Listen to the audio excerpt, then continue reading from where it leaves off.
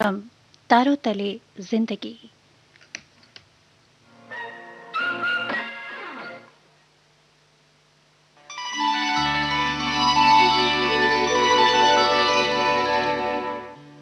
तारों तले जिंदगी।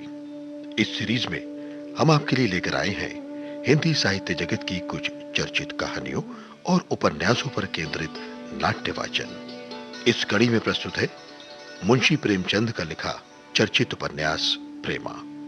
तो आइए सुनते हैं प्रसिद्ध उपन्यास प्रेमा का रेडियो नाट्य वाचन।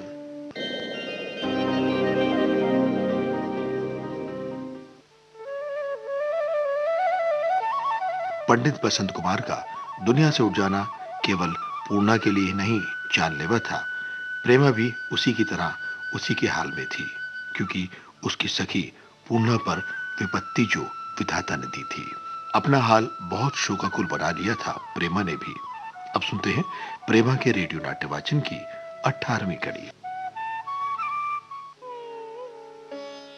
बहुधा बापू अमृत राय की तस्वीर को देखा करती, और जब उनके प्रेम पत्र याद आते तो बहुत रोती। उसे अनुभव होता कि बस अब मैं थोड़े ही दिनों की मेहमान हूं।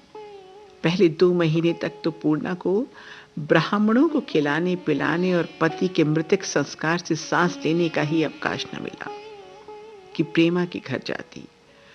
उसके बाद 2-3 महीने तक वो घर से बाहर नहीं निकली। उसका जी ऐसा बुझ गया था कि कोई काम अच्छा नहीं लगता। हाँ, प्रेमा माँ के मना करने पर भी 2-3 बार उसके घर गई थी, मगर वहां जाकर आप रोती और पूर्णा को भी रुलाती। इसलिए उसने अब वहां जाना ही छोड़ दिया। किंतु एक बात वो नित्य करती, संध्या समय मेहताबी पर जाकर जरूर बैठती। इसलिए नहीं कि उसको वो समय सुहाना मालूम होता था या हवा खाने का जी चाहता था, नहीं, बल्कि केवल इसलिए कि कभी कभी बाबू अमृत राय को उधर से आते जाते देखती। हाय, जिस वक्त वो उनको देखती उसका कलेजा बांस उछलने लगता। जी चाहता कि कूद पड़ूं और उनके कदमों पर अपना सर रख दूं, खुद को न्यौछावर कर दूं। जब तक वो दिखाई देते टकटकी बांधे उनकी ओर देखा करती। जब वो आंखों से ओझल हो जाते तब उसके कलेजे में एक हूक सी उठती। आपे की कुछ सुती नहीं रहती। इसी तरह कई महीने गुजर गए। एक दिन वो सदा की भांति अपने कमरे में लेटी हुई करवटें बदल रही थी कि पूर्णा आ गई। इस समय उसको देखकर ऐसा ज्ञात होता था कि वो किसी प्रबल रोग से उठी है। चेहरा पीला पड़ गया था, जैसे कोई फूल मुरझा गया हो। उसके कपूर जो कभी गुलाब की तरह खिले हुए थे, कुंभला गए थे।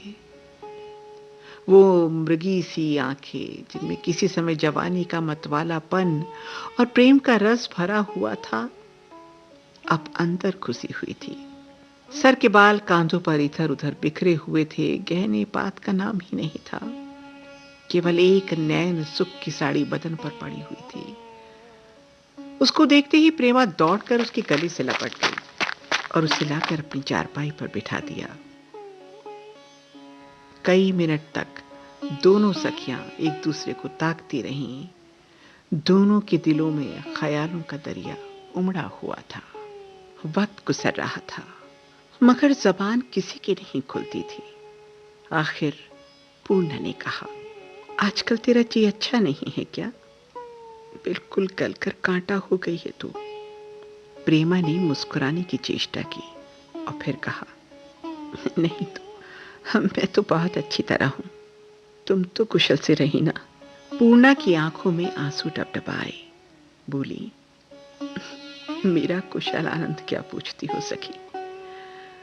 आनंद तो मेरे लिए सपना हो गया है। 5 महीने से अधिक हो गए, मगर अब तक मेरी आंखें नहीं झपकी। जान पड़ता है नींद आंसू होकर बह गई। प्रेमा, ईश्वर ही जानता है सखी, मेरा भी तो यही हाल है। हमारी तुम्हारी तो एक जैसी ही गत है। अगर तुम ब्याही विधवा हो तो मैं कुंवारी विधवा हूं। सच कहती हूं पूर्णा, मैंने ठान लिया है कि अब परमार्थ के कामों में ही जीवन बिताऊंगी। पूर्णा बोली, कैसी बातें करती हो? मेरा और तुम्हारा क्या जोड़? जितना सुख भोगता मेरे भाग्य में बता था ना, मैं तो भोग चुकी। मगर तुम अपने को क्यों घुलाए डालती हो? सच मानो सखी, बाबू अमृत राय की दशा भी तुम्हारी ही सी है। मुझे तो वो आजकल बहुत मलिन दिखाई देते हैं। जब कभी इधर की बात चलाती हूं तो जाने का नाम ही नहीं लेते। मैंने एक दिन देखा, वो तुम्हारा काढ़ा हुआ रुमाल पकड़े हुए थे। ये सब बातें सुनकर प्रेमा का चेहरा खिल गया। मारे खुशी की आंखें जगमगाने लगी। पूर्णा का हाथ अपने हाथों में लेकर और उसकी आंखों में आंखें डालकर बोली, सखी सच कहती हो?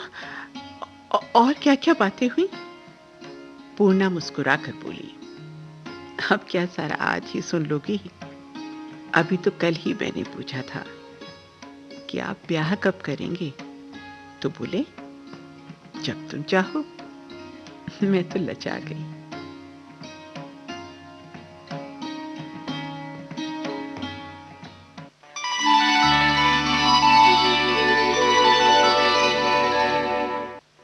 तारों तले जिंदगी।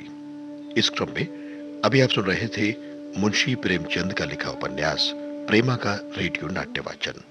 स्वर डॉक्टर ऋतु राजपूत का था और प्रस्तुतकर्ता थी काजल सूरी।